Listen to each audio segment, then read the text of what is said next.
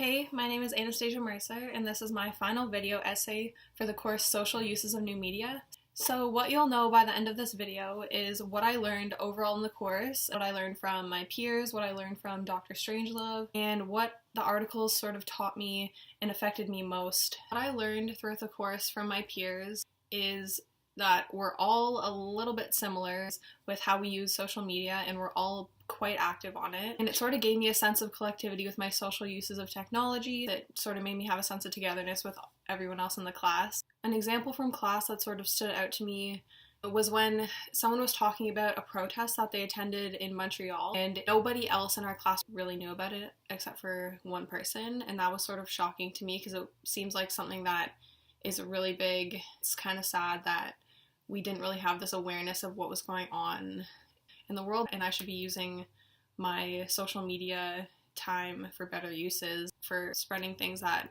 I care about and matter, not just using social media for entertainment and everything. It can be used for better purposes, and that made me want to advocate for better things on it. From Dr. Strangelove, I learned that it is possible, in some sense, to have an engaging subject in course content that is so relevant to the world around me as well as my own personal life. And I've never done so many readings where I've genuinely looked at them through the lens of my own life. It was kind of shocking. It was confirming, all those things that you see online and all that you don't really realize and nobody really talks about, but they're actually so pertinent in everyone's life, I think. So I'm going to be talking about 3 articles and concepts that really stood out to me in the course and sort of sparked interest for gaining more knowledge on what was going on in class. First article that I am going to talk about is called Bitch, Slut, Skank, Cunt. Sort of a shocking title, but it's pretty relevant. So this article is about digital sexism and the digital limitations that women face in terms of online harassment. The main thing in this article is that online harassment towards women has become a pretty normalized thing in today's society. And most girls I know get random messages from guys across multiple platforms, and at this point you just don't look at them or read them and it doesn't really faze you. It's also shockingly disturbing. A quote from the article about how women are maneuvering social media platforms is that they are making mental maps of the digital landscape and navigating around high-risk arenas. This to me is a pretty accurate quote because you sort of know how to stay away from trolls or anyone that's trying to contact you online that you don't want to contact you. Overall, this article just brings awareness of online harassment for women. The next article that I'm going to be touching on is called Self-Control in Online Discussions. The article is about online-based self-control and the lack of proper social cues that people have online and not using what is called civil behavior. A term that is in the article is self-control failure,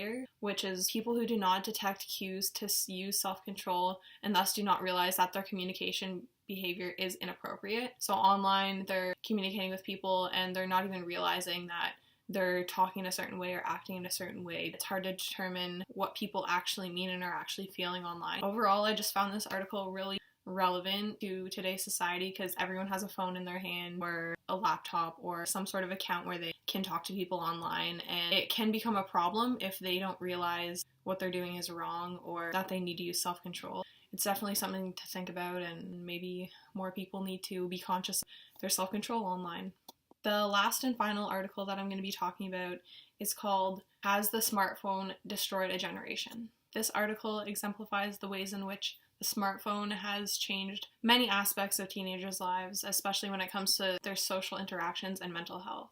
One thing that sort of stood out to me in the article was the generation called iGen, which is people born from 1995 to 2012, people who don't remember a time before the internet. I feel there's sort of a huge difference between the age group, just within that age group, because I was born in 1996 and my sister was born in 2008. I feel like we just have completely separate upbringings with technology. Myself as a 90s kid sort of grew up at a good time where we didn't get cell phones until high school, but now kids are getting cell phones like grade 5, and it's just a completely different generation within that generation, the iGen. It was just sort of interesting to read about. It also made you think about different generations and who kids are today as they're growing up with technology. Just to sum up my video, through all of these articles, I learned so much about myself and so much about the world around me, more than I ever thought was possible through readings throughout a course. It just made me look at life through this social media technological lens, and it's kind of scary because I can't really control it or change it, but I can just focus on myself